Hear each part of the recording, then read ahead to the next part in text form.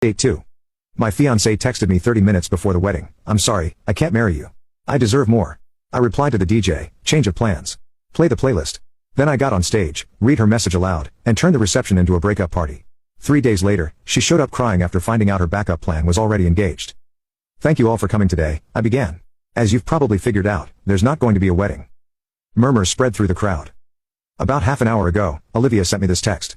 I held up my phone and read her message aloud. Gasps and whispers rippled through the room.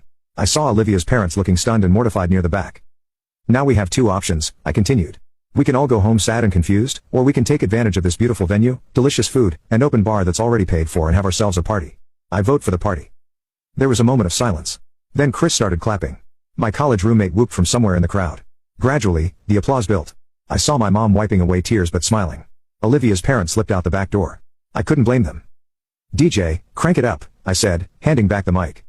The music got louder, and people actually started dancing. The catering staff, after a nod from the wedding planner, began serving the cocktail hour appetizers. The bartenders poured with a heavy hand. What followed was one of the strangest, most cathartic nights of my life. My friends and family surrounded me with support, alternating between letting me vent, making me laugh, and dragging me onto the dance floor. Even some of Olivia's friends who'd chosen to stay came up to express their shock and support. Not everyone embraced the impromptu celebration, of course. About a quarter of the guests, mostly older relatives and a few of Olivia's family friends, quietly left after offering condolences. I understood completely. A breakup party isn't everyone's idea of an appropriate response, but those who stayed seemed determined to make the best of an awful situation. The party lasted until midnight.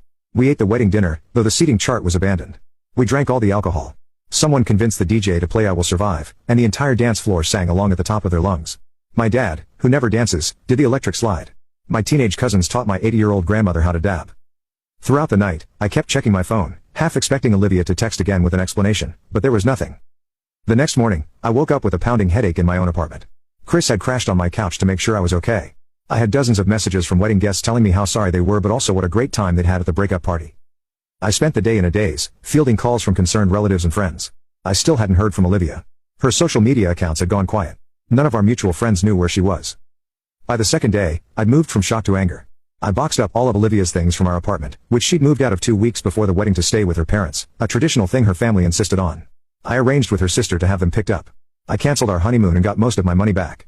I drank too much whiskey and fell asleep watching mindless TV.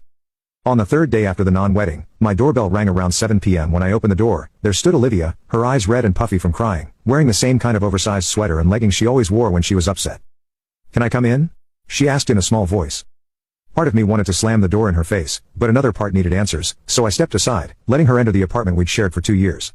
She sat on the edge of the couch, perched like she might flee at any moment. I remained standing.